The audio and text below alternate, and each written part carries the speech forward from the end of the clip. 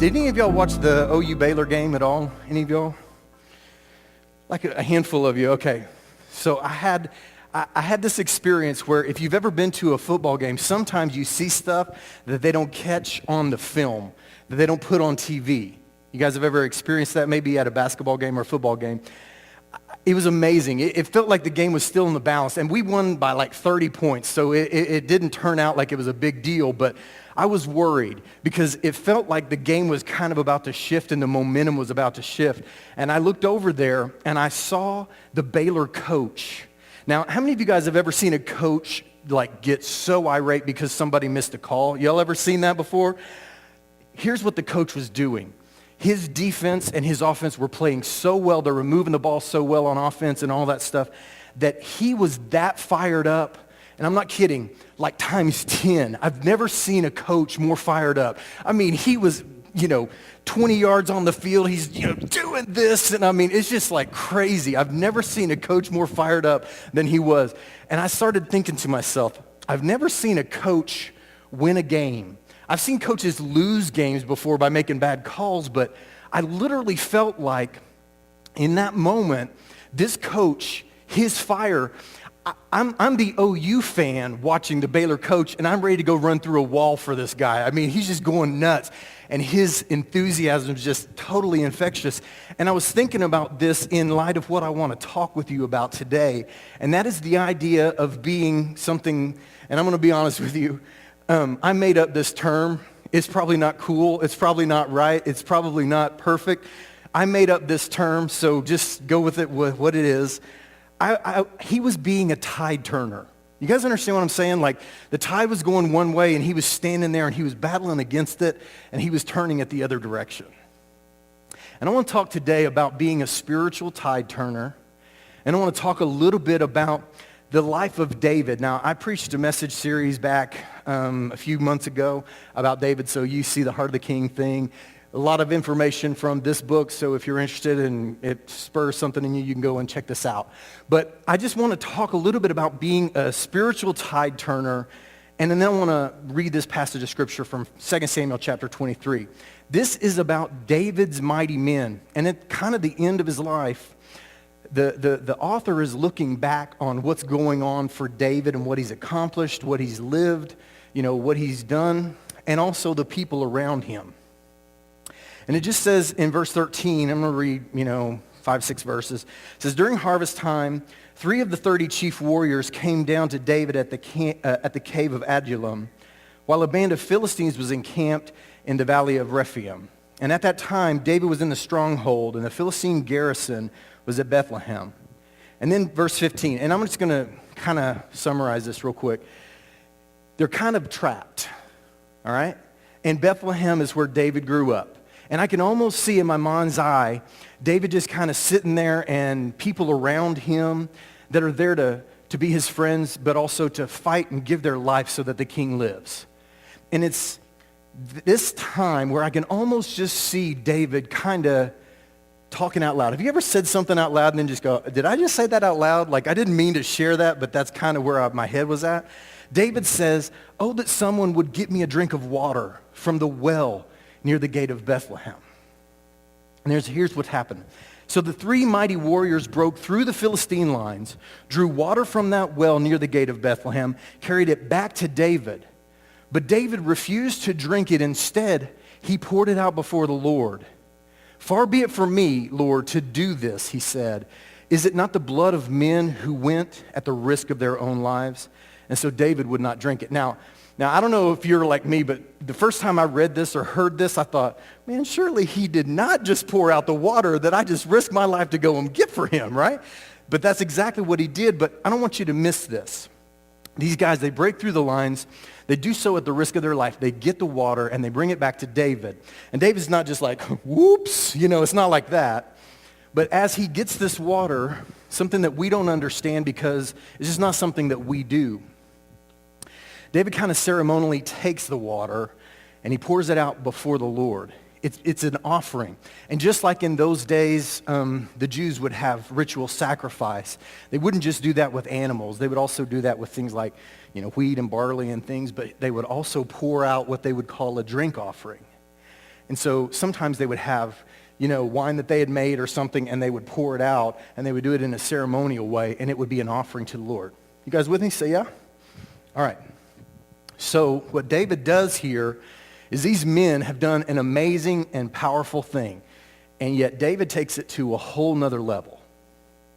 He turns it from a brave thing for the cause of Israel to a powerful life lesson for God and everyone who will listen. You guys understand what he did? He was a spiritual tide turner. He took this to a whole different level because of his willingness to say, no, I can't just simply drink this and say, good job, you guys, and y'all are men of Israel, and you always will be. You'll be remembered forever, blah, blah, blah. No. He says, no. I can't accept this because the only entity that is worth this kind of devotion, the only entity that is worth you going and risking your life for is not some king, but the God who put that king in, and I want to sacrifice it here to him. He turns it to an incredibly powerful spiritual moment. He's a spiritual tide turner in that moment. You guys with me? Now, here's what I want to talk about. You may be thinking to yourself, well, this just sounds like a leader. And I don't think that it's just a leader thing. I think that there is such a difference in spiritual tide turners and leaders. And I want to just talk about a couple of different things that kind of change them and differentiate those. So I think they're going to be up here. The first one is this. Leaders inspire you to believe in them and their personal greatness. Have you guys ever been around somebody and then when you're around them, you're just like, wow, they're amazing people. I mean, it's just incredible to be around somebody like this. But here's the thing. Spiritual tide turners inspire you to believe in yourself and the greatness of God. Do you see the difference? There's a difference. It's not about them, it's about God. They take it to a different place where the focus is put instead of on them. And now, one more thing about spiritual tide turners. Leaders do great things for the group's cause. Spiritual tide turners do great things for God's cause. That's the difference here. And let me just kind of sum it up for you in this way, very quickly. There was a woman who happened to be Winston Churchill's mother. And she was living in England at that time. She was actually an American. She was living in England at that time, and there was this kind of a rivalry between two of the biggest statesmen. One was called Benjamin Disraeli, and one was called William Gladstone. You've probably heard Gladstone and Disraeli both kind of quoted and all that stuff. They were rivals, and they went at it with each other, and there was this big question about which one was the greatest man in England. And they asked her because she'd actually spent some time. She had actually been at a few different dinner parties with these men because she was, like I said, Winston Churchill's mom. And so she was asked, she said, what's the difference between Disraeli and William Gladstone? And here's what she said. She said, when I spent time with William Gladstone, I thought to myself, this man that I'm talking to right now is the cleverest man in all of England. And she said, but then when I spent time with Benjamin Disraeli, I thought to myself, I must be the cleverest woman in all of England. You see the difference? One made it about him, one made it about others. Now, I've talked a lot and I've talked kind of quickly here, but I want to slow down for just a quick second, and I want you to hear something. If it's constantly about you, you are not a spiritual tide turner. If everything in your life is constantly focused about you and what you want and the things that you are trying to accomplish, you are not turning the spiritual tide. You see, if you were like me, you wish this world were different. I had a close friend who I actually went here to Randall with. Back then in the day, it was called Hillsdale. And he sat right here and he told you guys that, Kenny Myers said, people are mean. And not a single one of y'all thought, he's wrong. Every one of y'all knew what he was saying was dead on. Am I right? You knew it. You didn't have to argue with him because it was true. But here is our problem. You see, most of us, and this is not what Kenny was saying, and I'm not putting myself against what Kenny said. He was calling it out because we've got to realize it and understand it and even recognize it. But when we do, we don't just sit there and go, you're right. People are rude. People are wrong. People are mean. And I just wish it would be different. Spiritual tide turners say, what am I going to do to make it different for those around me? Do you guys understand? There is a difference. And so many of us, we might think because we're here at a Christian college or a Christian university that automatically we're trying to stem the tide. But man, come on. Don't give me that. I've been here. I know. Like, you can be here for all different kinds of reasons, and a lot of them aren't spiritual. I won't ask for an amen, but you know what I'm saying, and you know what I'm saying is true. And so here is what I would say to you. You know that this world needs some people that are going to change the direction of it. And I'm not sitting here saying, all of you are called to be preachers, and all of you are called to be missionaries. I'm not saying that at all. But there are a lot of us who wish the world would be different, and we're looking around for somebody else to take the initiative, make it happen, and make it different. And it's not going to happen because we're the ones who are called to make it different, you and me. And we're supposed to be making the changes in the areas where we live, not waiting for somebody else to make a change that eventually makes its way to us. That's the difference between being a person who's calling it out and leading versus a spiritual tide turner. You understand? There is a difference. And you guys, a lot of y'all here, as I'm even speaking these words, is like God's putting his hand on your heart, and you know that you've been called, that you've been equipped, that you have what it takes to be a spiritual tide turner, but you haven't answered that call. Like, you haven't stepped up and manned up. Or how do you man up if you're a woman? I don't know exactly what to say about that, but you all know what I'm saying? You haven't stepped up. You haven't taken that role on and said, this is what I'm called to do. Now, I want to just share a poem with you real quickly, and it's out of that book that I showed a minute ago. And here's what I want you to hear. It's from a guy named Boris Pasternak. I doubt very seriously that you've ever heard of him, but he says these words: "It's not revolutions and upheavals that clear the road to better days, but someone's soul inspired and ablaze." In other words, usually things change when one person gets on fire and one person sets himself on a course that says, this is what God's called me to do, and nothing and no person is going to get in my way. I'm going to do it. And if you've seen people like this, you know that they might even get on your nerves, man. Every time you talk to them, they're talking about the same kind of stuff, and it's always about doing these things that God's called them to do. And you may be, can we talk about something else? And the point is that they're so on fire for what God is doing in them and through them that they won't let up and they won't let loose. They're there to stem the tide and turn it in a different direction. And we need those kind of people to make our world different. Now, very quickly, here's the big idea. Spiritual tide turners, they give a moment, spiritual, and lasting significance. Just understand that. I'm going to say it one more time. Spiritual tide turners give a moment, spiritual, and lasting significance. Here's what I mean. I could go through and tell you about different things that have happened in my life, but I want to tell you about something that happened here on this campus very quickly. It can be summed up in one word. There was one phrase, I should say. There was one of you that was speaking to another one of you, and in the process of that conversation, you turned to the one and said, if you want me to feel the weight of your words, then you have to be my friend. And so this person clearly identified and said, this is how you reach me. This is how you reach me. You are first my friend, and then you want better for me. And so you know who you are. You said that to one of these other students, and in the process of it all, that has been shared with literally hundreds and hundreds of people, and you might not have known, but in that moment, you made something of lasting and spiritual significance that's still speaking to people and hopefully speaking to even some of you today. That you're so at a distance from the things that you want to change because you've not rolled up your sleeves and said, I got to get involved. So here's what I would say.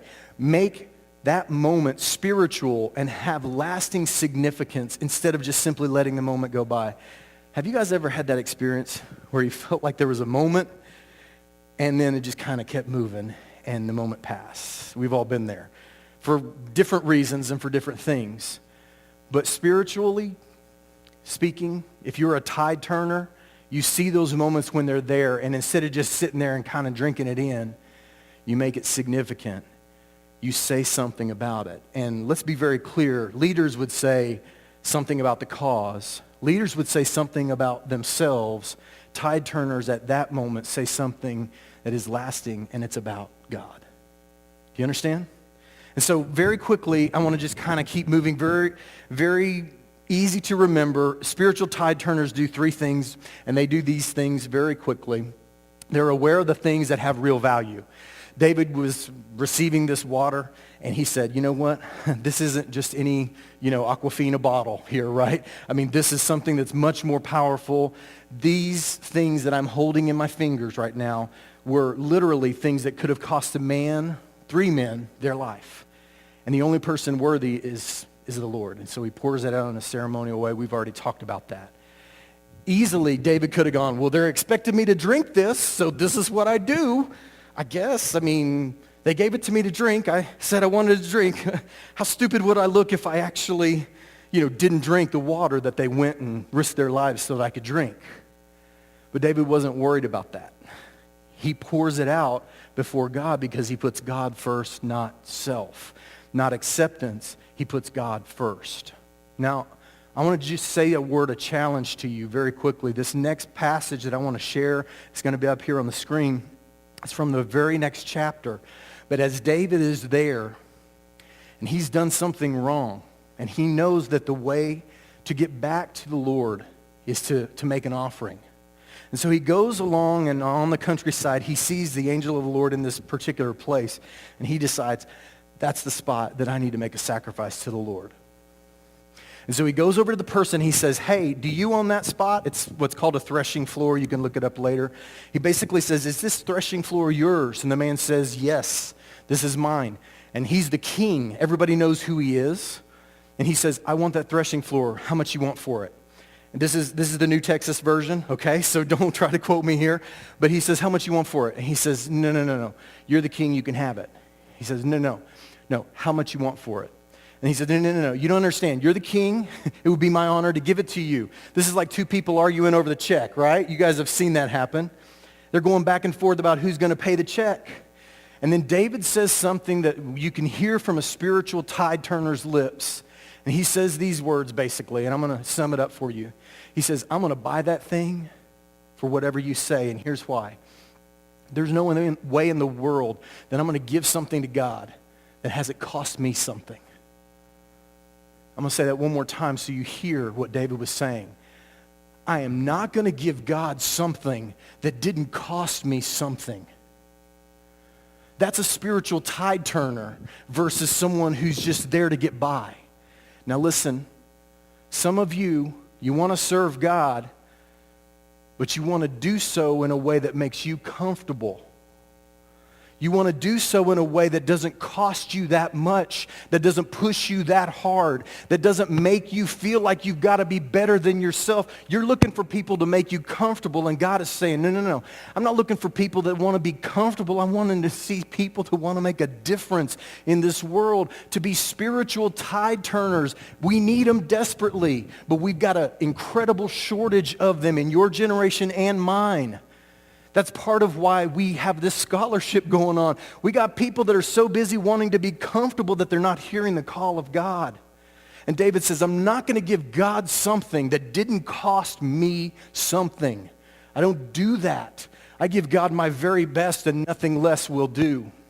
And actually, I got to say, I didn't plan on saying this, but I remember that one time Dr. Marbury gave me back a paper, and he told me, he said, you can do better than that.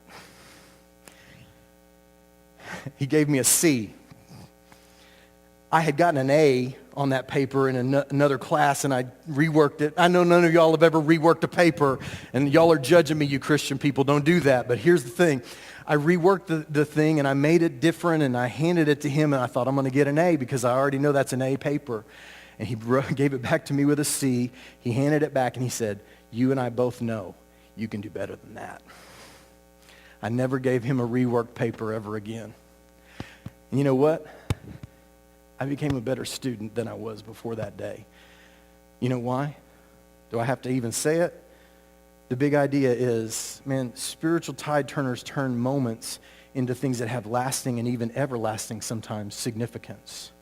I've never looked at the ministry in the same way that I did before. It's not here to just skate by. It's here to give my all because this alone is worth it. God's cause alone is worth everything I've got. Everything else is secondary. Let me just keep going here because I know my time is short. But very quickly, spiritual tide turners, the other thing that they do here is right here. They're aware of the moment. I mean, they get it. They're aware of the moment. When they're in that moment, they realize, I need to say something to take this to a spiritual turn. And so David, when he pours this out, he realizes, it's about God, not about me. And very quickly, let's just say, if you're hearing me talk about this and you're thinking to yourself, yeah, but I don't know if I can do that. That's way out of my comfort zone. I don't feel real comfortable with that. I'm going to tell you something.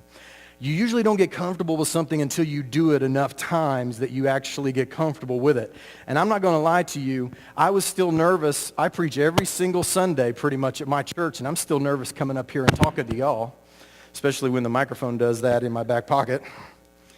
And so it's just one of those things. And Nelson Mandela said a great quote, and I think it's up here on the screen. He says, I learned that courage was not the absence of fear, but the triumph over it. You will never do anything great in your life if fear is the thing that runs you off every single time. You're going to be afraid of the most important things that you will ever do in your life. Spiritual tide turners just say, I feel the fear. It's just reminding me this is important. That's it. And they keep moving.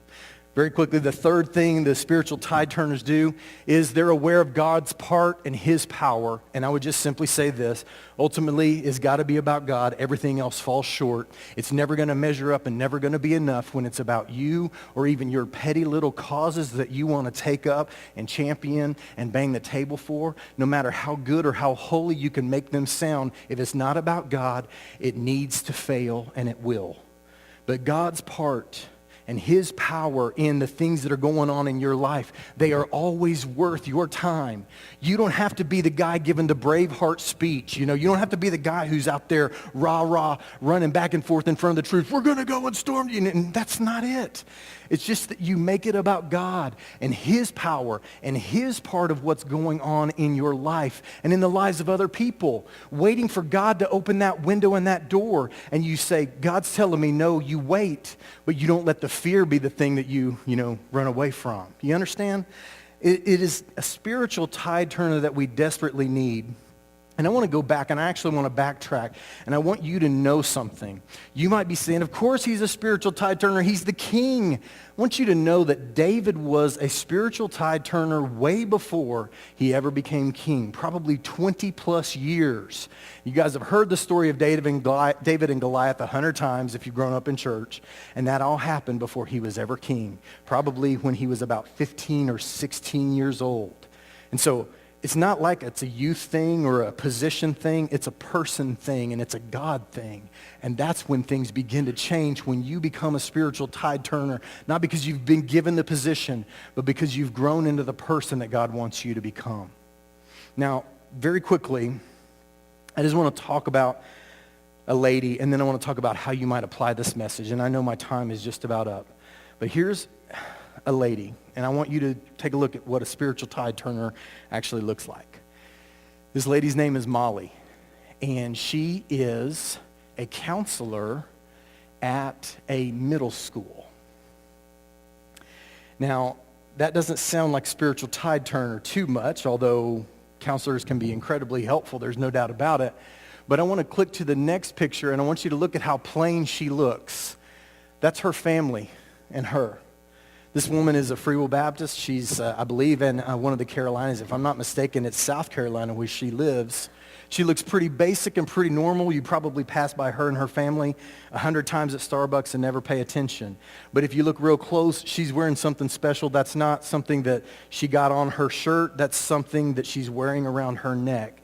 I'm sure none of you guys know because I would not. That's the Congressional Medal of Honor. You know why she received the Congressional Medal of Honor? Because she was sitting in her office on the middle school campus one day, and she saw a troubled teen that came through her doors and sat down and talked to her. And in the process of talking about how he was doing and what was going on in his life, God's Holy Spirit spoke to her in her heart, not an audible voice, but just in her heart, and said, he's got a gun, and he's going to kill people. She asked him, she said, can I ask you a very, very important question? Do you have a gun? Did you come here to school today to hurt people and kill people? And he admitted that he did. The only school shooter ever on the campus that had been identified as an active shooter to ever lay down his weapon and walk away with nobody shot and nobody killed or murdered was because this woman didn't hear God say that and run away and say, I got to make it out of here. She sat across the table and literally for better than an hour talked to this young man and said, you've got to give that gun up. You've got to walk away from this plan. You cannot do this thing. Who knows how many lives she saved? I mean, she's a spiritual tide turner because she heard God's voice, but she didn't say, what does this do to benefit me? She started thinking about other people and the cause of Christ. And man, an amazing story of a woman who's a spiritual tide turner that if she's not wearing her medal, you would never think she was anything other than just a regular mom with 2 kids and a husband. You don't have to be beautiful. You don't have to be super smart. You don't have to be an athlete. You don't have to be anything except for concerned and connected to God to be a spiritual tide turner. But you can't run away, and you can't make it about you. You've got to say, God made me for more than this. And if you will, I believe, just like David became a spiritual tide turner and literally changed the direction of an entire nation of millions of people, I believe it started in his own heart being a spiritual tide turner wherever he was. So the big idea for you and for me today is you take that moment that you're given and you make it one that has lasting and spiritual significance instead of just letting it go by. Here's how you apply this message. Some of you here, you think because you came and because you're here at this place that you're already a spiritual tide turner, but you and I, in our moment of truthfulness, we know better. You're skating by, you're giving half effort, and you're hoping that no one will notice. You're trying to get by on your talent, your ability, and the things that you say instead of giving all to God and becoming a person of integrity. Become a spiritual tide turner that gives everything to God and not just simply tries his or her best to skate by and not get found out.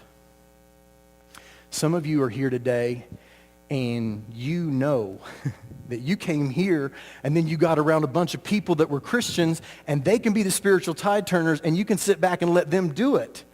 And so you've been poured into all of your life. Your grandma has been praying for you. Your mom, your dad, they've been praying for you. They've been teaching you. And you're here, but you're looking around and going, somebody else can handle this. Can I tell you something? Man, you've had so much poured into you. Don't waste that. Man, don't waste all the effort and all the prayers and all the things that people have done to bring you to a place where you could actually make a difference. If that is you today, man, stop. And then some of you, you could say this with me, and I hope that all of you will in just a moment. It's just these words. It's not enough. It's not enough. It's not enough. It is not enough. And even as I say these words, some of you know it's not enough because you thought that fun and freedom would answer that longing in your soul, but you found out that it's not enough. And if you're a ministerial student or somebody who came here to be a tide turner or at least look like one, it's not enough. You haven't been given enough. Some of you, they gave it to you and you've got it right there, but it's not enough for them to give it. You've got to take off with it. And then some of you, you've never really come to the Lord and you already know without him, it's not enough. It's pretty empty. And you need to hear from him today that he alone is enough. Be a person who gets off the sidelines and gets involved and says, you know what, I'm here to be a spiritual tide turner, not just simply somebody who lets life happen around them. I hope that you'll be challenged today and just know that it's not enough unless you are a person who's living the life that God has called you to live, and then alone does God become enough. Heavenly Father, as we end our time together, I know that there are people here that hear exactly what I'm saying. When I say it's not enough, they know. And they know why. Each one is a little different. Each person is a little different. When I say it's not enough, they know. They hear it and they accept it. I just pray that they would act on it instead of just simply hearing it. And I just pray that they would become people who give their all to you. People who get off the sidelines and not wait for other people to take over and do the things that they know they are able and capable of doing. And help them to honor the things that have been poured into them. And then, Lord, finally, those who have never come to the place where they understand who you are, they already know it's not enough without you. But with you, all things fall into place and make sense. So, God, may we embrace you, and may we become spiritual tide turners. May this class of people, this group of people and individuals and students become all that you desire for them to be. And may they turn the tide in our world, because we desperately, desperately need it. In Jesus' name we pray. And everyone said...